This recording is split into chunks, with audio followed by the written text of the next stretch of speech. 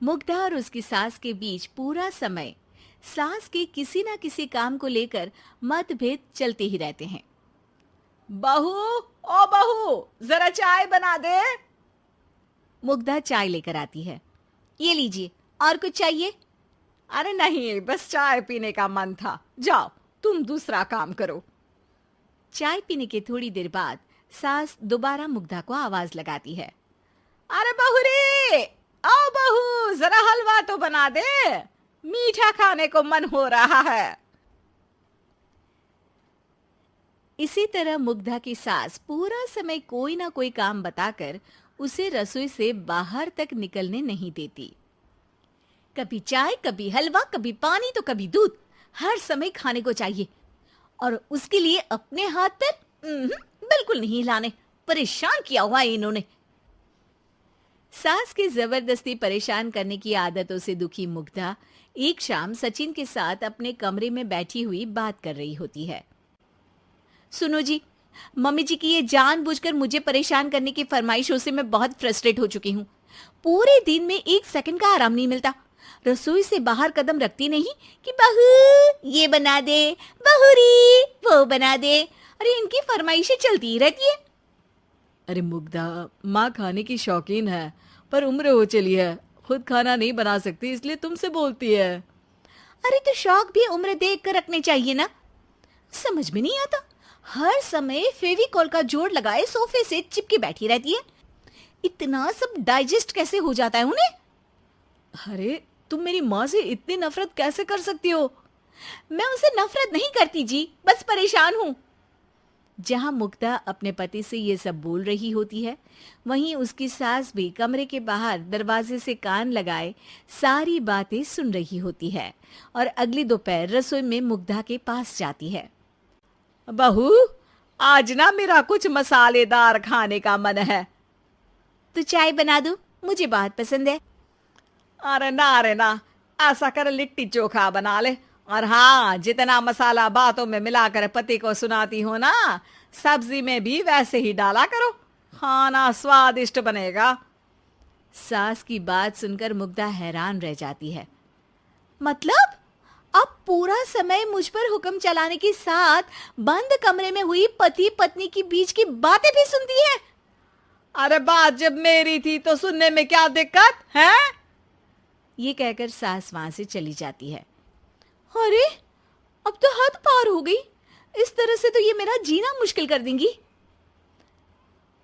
मुग्धा सास की हरकतों से परेशान उसका हल सोचने लगती है और इसी तरह कुछ दिन बीत जाते हैं, जिसमें सास का जन्मदिन आता है। मुग्धा बहुत खुशी के साथ अपनी सास को एंड्रॉयड मोबाइल गिफ्ट करती है। मम्मी, आपको सबसे बात करने के लिए बहुत दिक्कत होती है ना? कभी सचिन तो कभी मुझे बोलना पड़ता है, पर इस मोबाइल से आपको कोई दिक्कत नहीं होगी। एक जगह बैठे बैठे बहुत कुछ कर सकती हैं अब आप।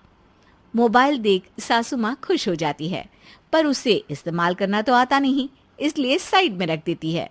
जिसे देख मुग्धा घर का सारा काम छोड़ मोबाइल सेट कर सास को इस्तेमाल करना सिखाने लगती है, जिसके बाद अब सास पूरा समय मोबाइल में ही लगी रहती है।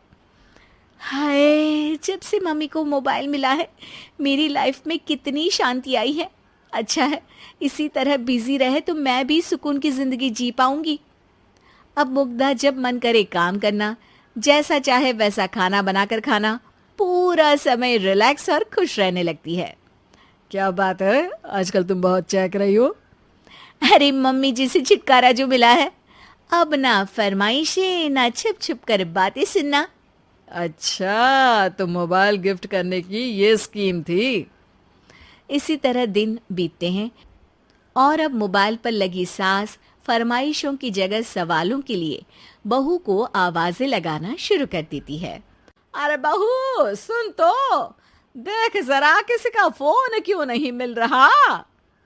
रिचार्ज खत्म हो गया है, पर अभी 4 दिन पहले ही तो मैंने किया था। इतनी जल्दी कैसे खत्म हो गया? अरे मैंने कल तेरी कनाडा वाली मौसी सास से 3 घंटे बात की थी ना। क्या? इतना महंगा तो मोबाइल भी नहीं आया जितना महंगा इसका रिचार्ज पड़ रहा है। इसके बाद तो जैसे मुग्धा के दिन के 24 घंटे में से 20 घंटे सास के पास उनके मोबाइल रिलेटेड प्रॉब्लम सॉल्व करने की ड्यूटी ही बन जाती है। अरे मुग्धा, ये मोबाइल में अचानक तेरी मौसी सास की शक्ल क्यों दिखने लगी? और ये तो हिल भी रही है। मम्मी, ये गूगल डुओ का वीडियो कॉल है। इसमें आप बात करने के साथ एक दूसरे की शक्ल भी देख सकती हो। अच्छा, ये तूने मुझे पहले क्यों नहीं बताया? अब बताने के लिए पहले नहीं बताया। इसी बीच सचिन भी वहां आ जाता है और सास अपनी वीडियो कॉल में बिजी हो जाती है। क्यों, सास बहू में क्या गपशप चल रही है? इसे गपशप नहीं, दिमाग का दही होना बोलते हैं। पर तुम तो मम्मी को मोबाइल देकर बहुत खुश थी, फिर क्या हुआ? हाँ, उसका सुकून भी कुछ ही दिन मिला। अब घर के टंटे खत्म हुए तो मोबाइल की टिंग टिंग शुरू हो गई। देखो भाई, कुछ पाने के लिए कुछ खोना तो पड़ता है। आखिर तुमने मोबाइल अपने फायदे के लिए ही तो दिया है, तो फिर सवालों के जवाब भी देने पड़ेंगे, क्योंकि जब तक उनके हाथ में ये फुंथरू रहेगा, तुम्हारी लाइफ में प्राइवेसी और सुकून रहेंगे। कहने का मतलब है अगर इससे प्यार बढ़े तो दाग अच्छे हैं।